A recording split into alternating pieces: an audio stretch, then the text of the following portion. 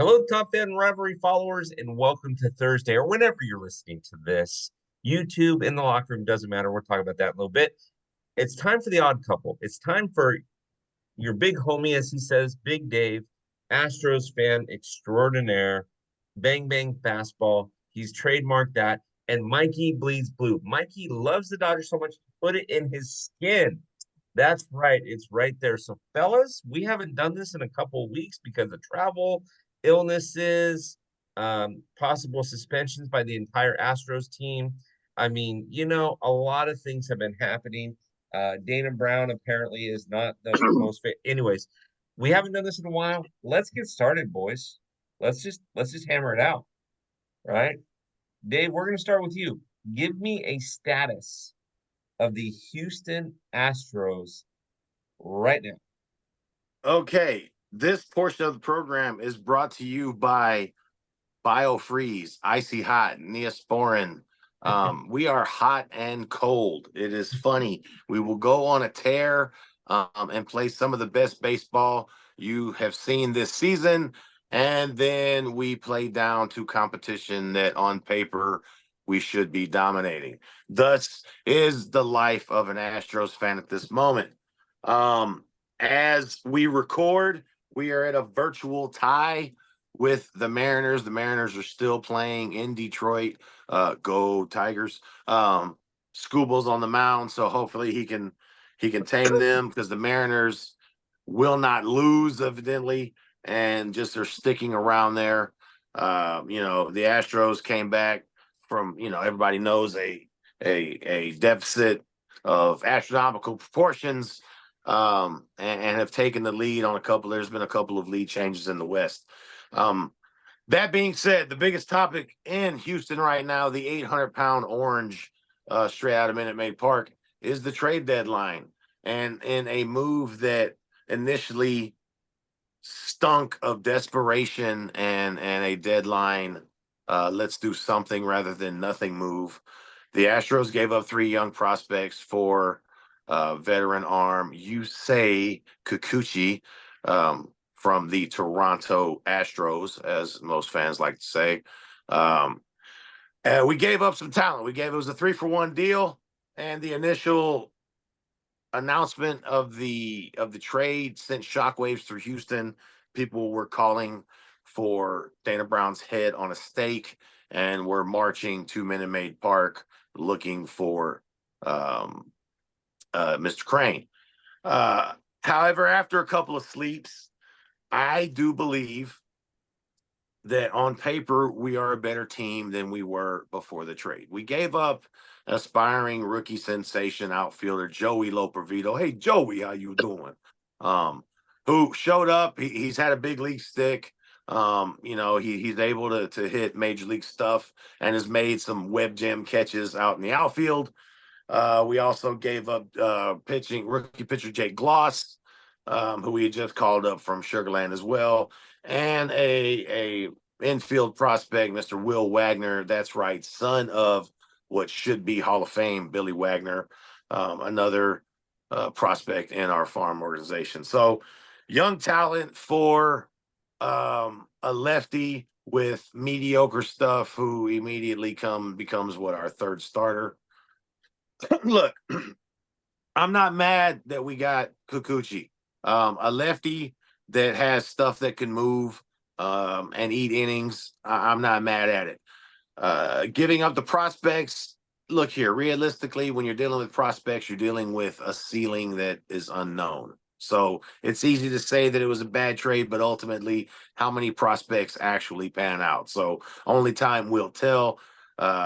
Loperfito's first couple of starts in Toronto haven't necessarily been magnificent. So as of right now, that's fine. My biggest problem with it is that basically this is a rental.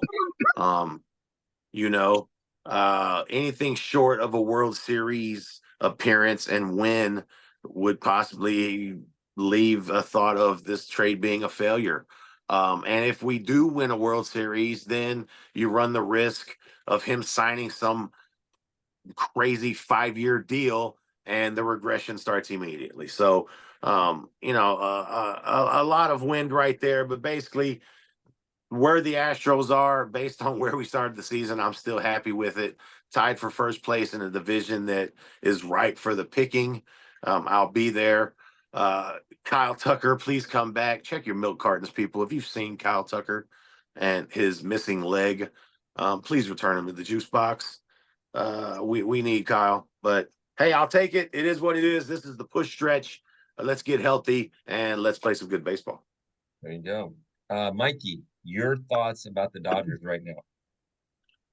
Well, since Dave was doing the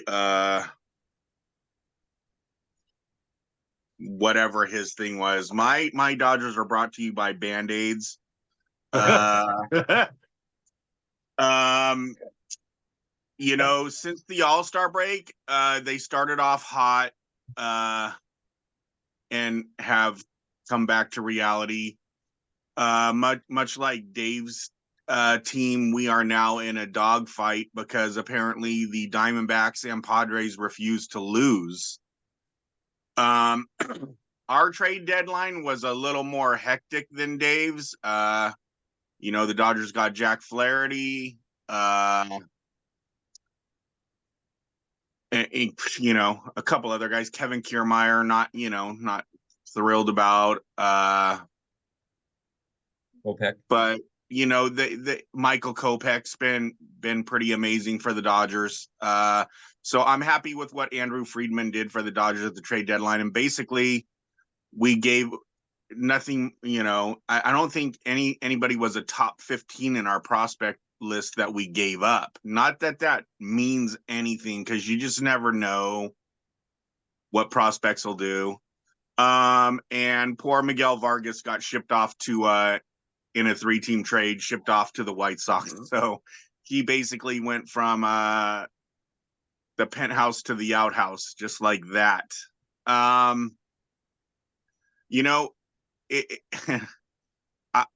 The one person I really can't complain to injuries about is Dave. But the guys, we've been talking a long time about our embarrassment of riches and who we were getting back, and what to expect of them when they got back has just been a total cluster F, if you know what I mean. Heartbreak Ridge. Clayton Kershaw has come back. He's been so-so. He pitched pretty well last night. But the Dodgers offense, which has been a problem for a little while now, just really hasn't been there. Walker Buehler came back from injury, and then he went back on, and he didn't pitch well. Bobby Miller's been a complete disaster. It's got to be mental, because, he's still throwing 97, 98. It's just between the ears. We are expected to get Mookie back, which is huge. Not sure about Muncy, not sure about some of the other guys. We got Gratterall back last night, and he threw to maybe 2 hitters and then blew out his hamstring. So he's probably done for the year.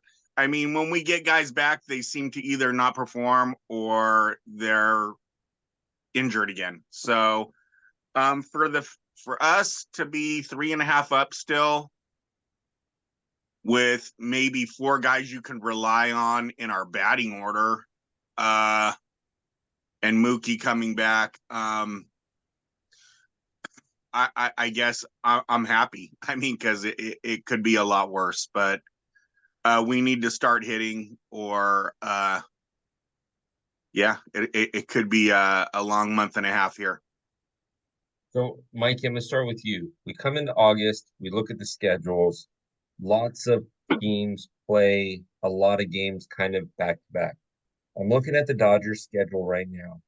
They have 3 with the Pirates, then they go 4 in Milwaukee, 4 in St. Louis. I'm sorry, 3 in St. Louis, 3 at home against the Mariners, 3, and then an off day, 3 with the Diamondbacks, 3 with the Orioles, and then 3 in Arizona. That all being said, every one of those teams, with the exception of Tampa Bay, is contending for, and either leading their division or contending for, a playoff spot. It's brutal. Yeah. It is absolutely brutal. September had better be the Rockies 14 times and the White Sox 7 times. I mean, it just seems like since 2 weeks before the All-Star break, we've really just been playing juggernauts. Even when we played the A's were on one of their little hot streaks, hitting wise, especially. And we were lucky to get 2 of 3 there in Oakland. So it's been a grind. I know that the Diamondbacks and the Padres will come back to earth a little bit, but geez, I mean, yeah, give us a break. Well, Mikey, if you're worried about that, in September, the Dodgers have 3 games at home with the with the Cubs. But of their last 12 games of the season, they have 3 in Miami, 3 at home against the Rockies, and 3 in Colorado. So of the last 12 games of the season, 9 of them are either with Miami or Colorado. So that helps. Thank you. That helps. And we'll look back on this and probably go, wow, you could have used a couple of those wins in September that maybe we won't, in those games, but hopefully not. We'll see. Now, Dave, you had like Manfred's kid or something like that get cheated on by somebody that's an Astros fan. Because I don't know in high school, because I don't know what happened. Whoa. We will not have the words Astros and cheating used in a sentence on this show. My bad. Right? Put some respect on it. All right. Okay. The Astros today beat that lousy team from South Oklahoma, which means the coveted silver boot. That is right. It is a boot made of silver that the Rangers and the Astros fight for with the season series. It stays in Houston, and we have a glorious off day tomorrow before we have a 3-spot with the Red Sox and the Rays on the road. Okay, so we finished that road trip. We have a day off, and then we go on a streak where we play 16 straight games, and it's 18. I'm sorry. I'm looking through the end of August. If you go into September, it is 18. And it's not a cakewalk. We've got 3 with the Sox, but other than that, we got 3 more with the Red Sox. We've got 3 with the Orioles. Actually, 4 with the Orioles. 3 with the Phillies. 3 with the Royals. Okay? That's just ending August. And then we start off September with the Reds, the D-backs, and then we go into the last stretch fighting it out with some AL West teams, and we throw the Pods in there and finish up with the Guardians. So that being said, the Astros, like the aforementioned boys out there in blue and the Ravine, are fighting the injury bug horribly. Kyle Tucker has gone down with the worst contusion in history. He was out for 2 months, and then they mysteriously last week announced he was on 60-day IL. So I've had a bone bruise. I know for a fact that you really can't treat it. There is no rehab. It's kind of just got a heal thing. So it is what it is, but we miss King Tuck. The stretch will be, it's going to show where the medal is. I mean, if we can make it through this, then we will probably come out on top of the division. If we falter, then this is where it's lost. Because there's no time to waste, because to end the season, 3 of our last 6 games are with Seattle. We have them at home where we historically own the Mariners, but these kids have been playing hard all season. We've also got 6 with the Angels, and I'm sure they would love nothing more to play spoiler and stick it to us in our stretch run. So I say the outlook is good because, I mean, look where we were a month into the season, fellas. People were, calling it the end of a dynasty, which I'm okay with saying that this is probably the last dance. I'm okay with it. If we make 8 straight ALCSs and, then we have a couple of years where it's a rebuild, like, I'm okay with that. That's a different T-shirt for every day of the week plus 1. I could change twice on Sunday if I wanted to, if that happens. So it won't be easy. Definitely the AL West it's a win and get in type thing. There will be no wild card coming from this division, I think. The rest of the AL is just, I think the lead is too much, unless a lot of teams start to falter. But, we're in the driver's seat. We own our own destiny. If we win more games to finish out than the Mariners do, we take it and we make the playoffs. So, So Mikey, listen to this. This is what Dave's team has to deal with this season. To the end of the season, they got 3 in Boston and then 3 in Tampa Bay. Okay, they get a day off, so they get tomorrow off. They get today off. I'm sorry, today off. They play 5 in a row. Then they get a day off. Then they play 18 in a row. Now, mind you, the 18th game is on a Monday against Cincinnati in Cincinnati. Is that a Then wraparound series? What's that? Yes. Is that No. or a It's a new makeup game? series. It's a new series. Oh. They play at home against the Royals on a Sunday the 1st. The 2nd, they play in Cincinnati. Then get this. Oh. Then Tuesday, they have the day off. And then Wednesday and Thursday, they still play in Cincinnati. So instead of That's playing, odd. yeah, no, it gets better. It gets better. So they play those 2 in Cincinnati. Then they come home to play 3 games. Then they have a day off. So they have a day off on Tuesday. They have 5 games, and then they have a day off. Then they go on another 16-game stretch. So 18 games in a row, have a day off in the city that you're playing in, play 5 more, and then you go 16 more in a row. But yeah, that makes sense. Well, it doesn't. I'm wondering if, I don't know why they would do the Monday and then have a Tuesday off and then resume a series. I mean, especially with the dates now coming to where if you need makeup games, you need an off day somewhere. So you might as well clog all those games in that you can, and then have just the regular days off so you can have makeup games.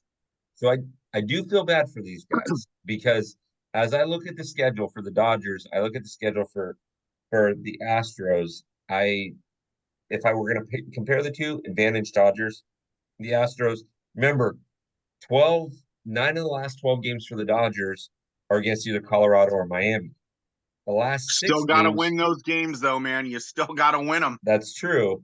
But the last 6 games with the Astros are either with Seattle or Cleveland.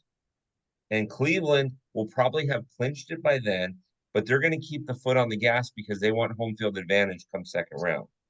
Right? F Cleveland. They didn't help me at all with the Diamondbacks. Awesome. Okay, fellas, we talked about the status of each team, which is the odd couple. We talked about the schedules. Now it's time to wrap up the show with the version that we all love. Typically, these boys disagree a little bit. It is what it is. Dave's outnumbered, so I can't say that Mikey's always right because you got 2 Dodge fans against 1 Astros fan. Dave holds his own. Let's get a hug. Can we get a hug version going on, fellas? Wait. Time out. Hold up. Okay, look. You see how he did that? He's like, I'm not gonna go against, but it's 2 versus 1. You saw how he did that? Okay, look here. I'm gonna call the shots here. Okay, Audible, Mr. audible. Mr. Odd of the Odd Couple. I'm gonna call an audible here. Okay, Omaha. Stay tuned for TFR football coming soon. But anyway, so we got our little pop culture stuff we like here. Me and Mikey are avid. We're old. We like movies. We're back in the day where it's Friday night. You're going to Blockbuster. You're picking out a couple of movies for the weekend. All right. So not back in the wooden, where you got to go through the wooden saloon things to get back in there. Yeah, no. We're not talking 8mm reels here. Okay. I even had a laser disc. You youngsters, go out there and Google that. All right. But I was watching one of my favorite try an movies. 8-track. Yeah. No doubt. 8-track made you love the band because you couldn't skip it to the song you wanted, unless it started the next program. See, kids don't even know what programs are. Anyway, I digress. What's a record? Yeah. What's the ID? Rotary phone. How do I use this? This segment has been brought to you by Retro 80s.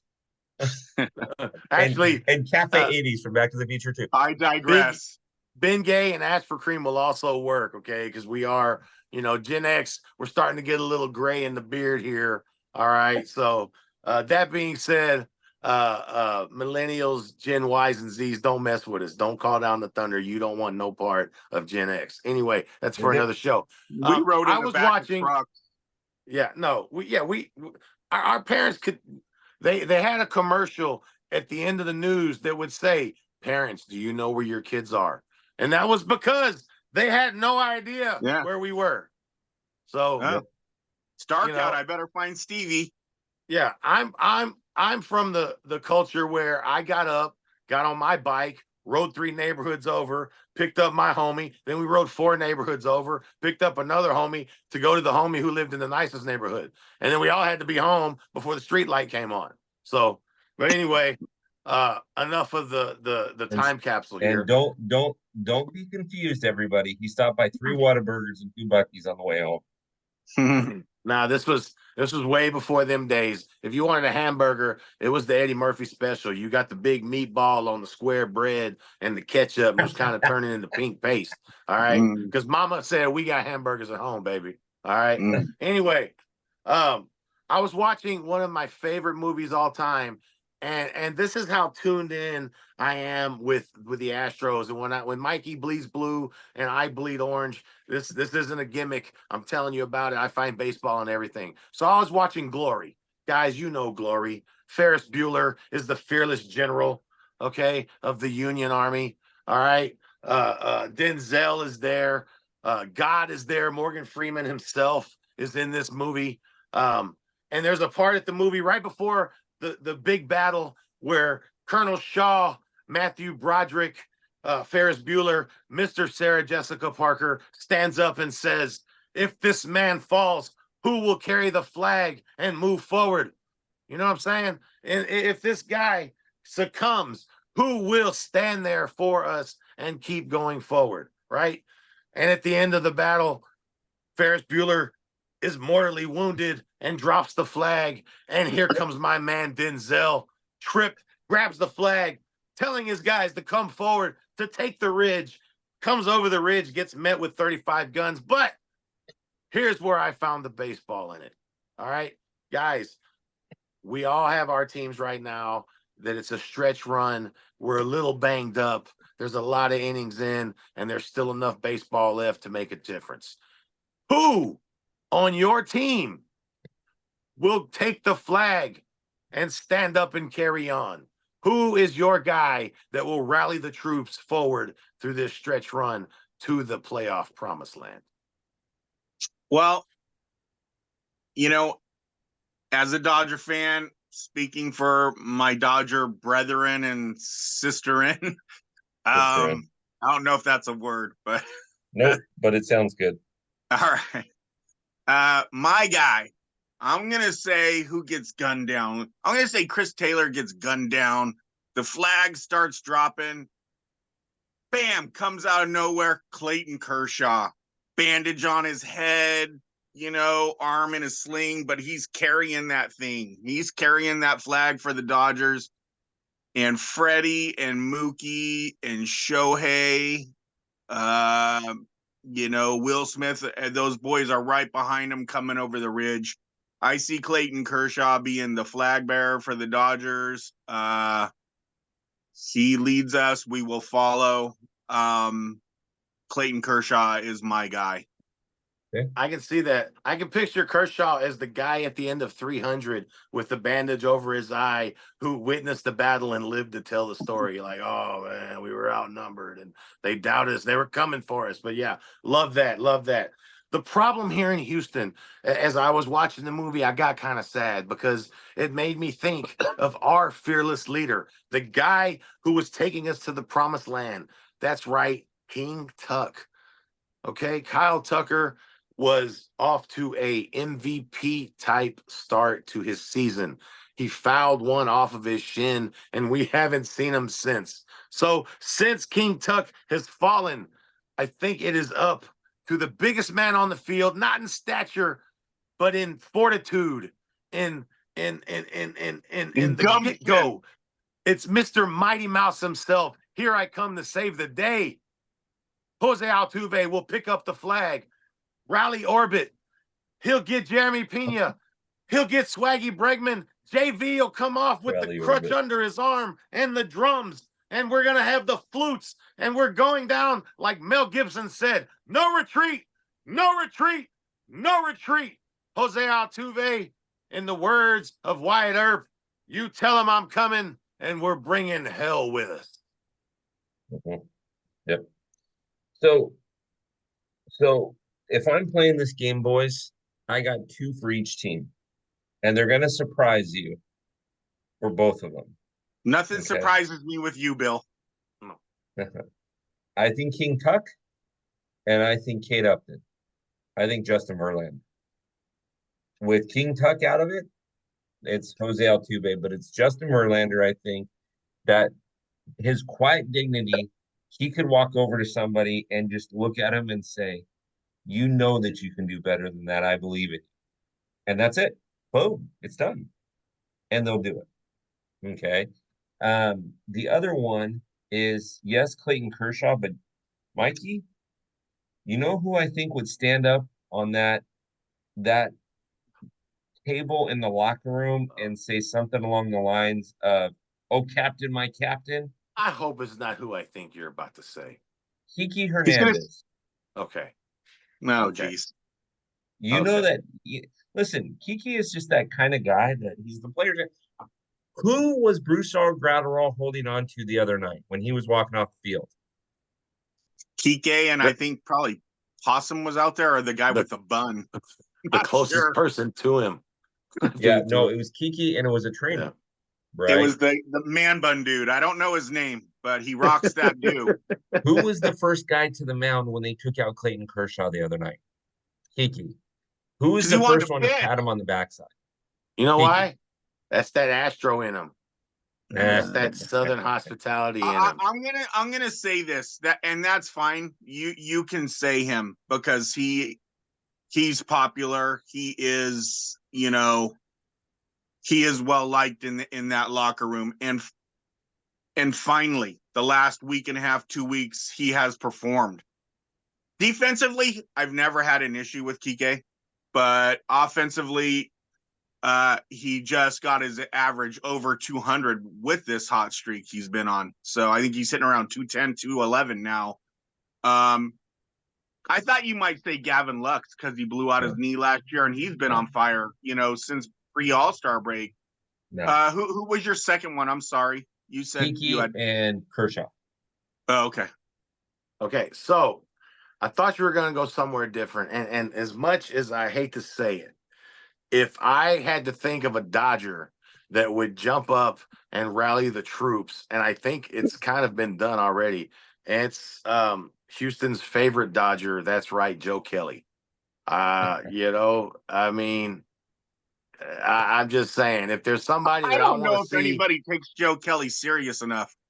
well, that's the thing. If there's somebody that's going to carry the flag, that's going to get shot at first, I want him to be Joe Kelly. Let that You know what crazy I'm saying? bastard do it. So Yeah. and on the Astros end, my honorable mention, and just think about it.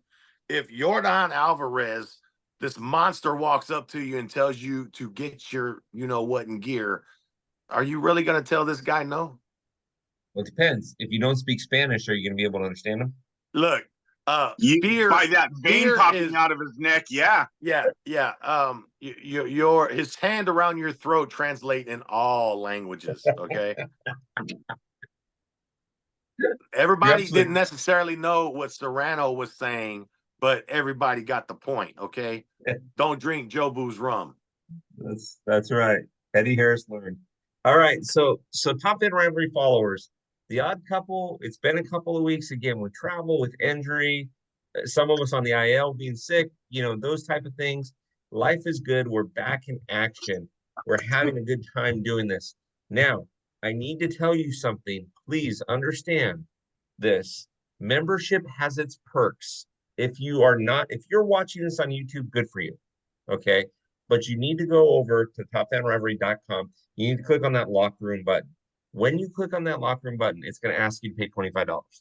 Okay. That's going to get you access to all the stuff that we do. Not only these shows, Mikey's pretty face, not only these shows, but it's going to get you access to the articles. Dave just wrote an article that's up or that will be up.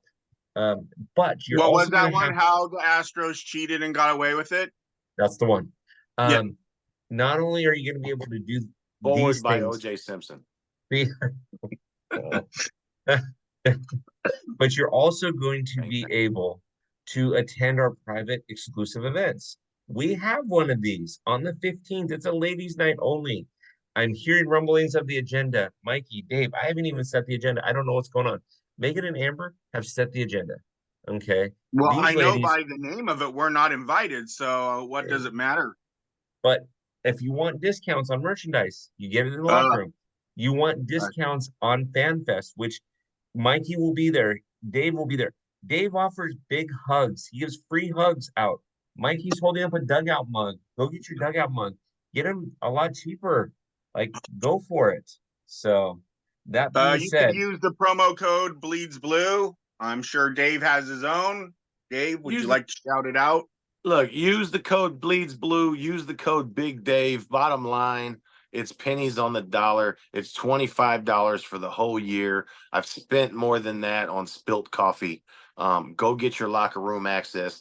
Buy one for a friend. You can get your dugout mugs. Like I said, these are the real deal. Yeah. Except no imitation. Straight from the factory, direct, with a A price handsome that you product. can't beat with a bat. yeah. Yeah. And guys, that was one of my most favorite negotiations I've done. The fact that we can get them for like 25% less than what you can get at Dugout Mugs itself tells you that, you know, that's a deal, right? It's a steal of a deal. So everybody go get yourself your locker room, get yourself some Dugout Mugs, get yourself some t-shirts, get yourself the FanFest. Big Dave will be in the dunk tank. He gives out free hugs. Mikey, what you got? I will say this, you know, it's been a pretty tame,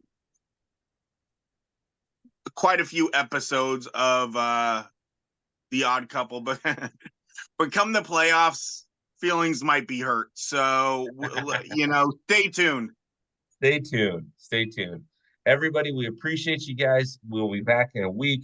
Check it out. If you're watching YouTube, seriously, hit the button, right? Mash the button. Okay. Now you're gonna get notified. Bada bing, bada bang. And then take it from there. Right? Go get yourself in the locker room. Right? Get yourself a big hug from or free hug from Big Dave. Or as he likes to say, your big homie. Right? So fellas, let's do it again soon, okay? Yes, Same. sir. Same Go bad Dodgers. time, same bad channel. You know what's the deal. Go There you go. Stros.